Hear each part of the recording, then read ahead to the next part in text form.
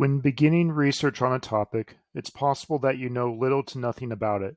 Thus, a search of this type needs to be done in order to get a general understanding of what's been written by others first, before deciding on what you want to focus on specifically. To get started, go to the SJSU Library homepage at library.sjsu.edu. In the middle of the page, down in the white search bar here, enter a topic of your choice in quotation marks. This is so that the search engine knows to search the words together as one phrase or concept rather than the individual words separately. On the right side of the page here, to enter your search, click on the green magnifying glass icon.